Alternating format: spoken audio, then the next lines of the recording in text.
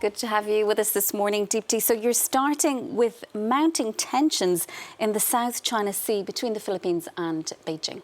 Yeah, this is not really new, Sharon, but there is a sort of new event that's sparked this escalation in tensions. The Filipino Foreign Affairs Department has summoned a senior Chinese embassy official over what it calls the harassment of Filipino vessels in the South China Sea. They accuse China of using water cannons, swarming and blocking Filipino government vessels. This local paper, the Daily Inquirer in the Philippines, focusing on Thursday's diplomatic protest, the 105th such protest filed against China's illegal activities in that region since Bongbong Marcos became president in 2022. Now, it refers to a very particular stretch of the water in the South China Sea. It's called the Shoal Haven. It's called the Scarborough Shoal.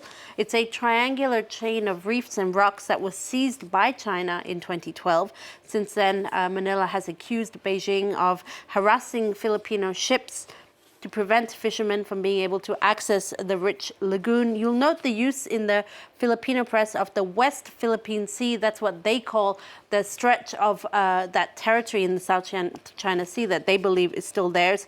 The tensions come also as the U.S. and Philippines led joint military exercises, much to the anger of Beijing. And the Manila Times also looking at those exercises on its front page today, quoting a senior government official who's calling on these joint exercises to be specifically tailored to deter the growing threat of China in the region.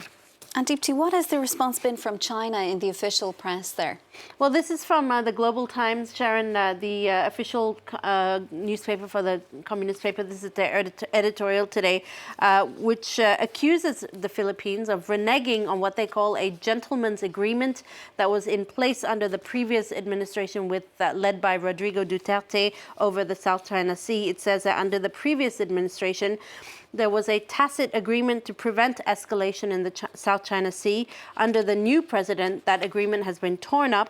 The paper warning that the Philippines needs to reconsider its foreign policy if it wants to avoid irreversible losses on the international stage. Moving on then, Deepti, the French president has been giving an interview to the British newspaper The Economist. Take us through it. Yeah, it's actually on the front of the Economist website today. It's a far-reaching into a wide-ranging interview by Emmanuel Macron, the French president, who sets out, according to the weekly paper, his apocalyptic vision for Europe, one that is, I quote, as compelling as it is alarming. The driving force behind this sobering message from Emmanuel Macron is a war in Ukraine and Russia, which is more brazen than ever, flouting international laws, the threats of nuclear threats and not so existential threats of annexation of Ukraine's neighbors. Macron also reiterating his belief that Europe cannot rule out putting troops in Ukraine, something that he's really come under controversy for saying.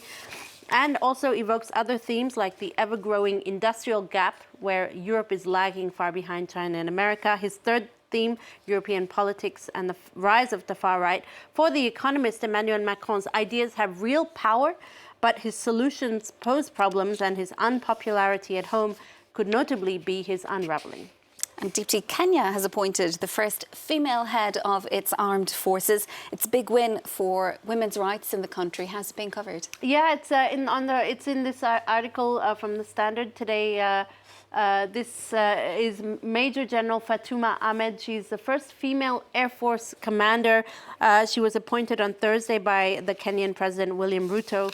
She's the first woman to command any service in the Kenyan Armed Forces. She had a decorated 30-year career, becoming the first Kenyan woman to attain the rank of Major General. She enlisted in 1983 and since then has just moved up the military ranks. She holds a degree in management and reportedly joined the military by chance. She happened to pass a stadium on her way home from school one day where they were conducting military recruitment exercises, and that fateful moment led to this fateful moment, being named head of the Air Force. Finally from you, Deepti, some astonishing footage captured by researchers of an orangutan who's been captured on video healing himself with medical plants. A first for any animal as far as we know. Well, researchers say that it was known that animals might resort to this kind of practice, but it's never really been documented. And this was finally documented here in orangutan. Let's see if we can show you the video. It's quite astonishing. This male, his name is Ruckus. He's a male Sumatran orangutan. He sustained a painful cheek wound, probably in a fight with another male.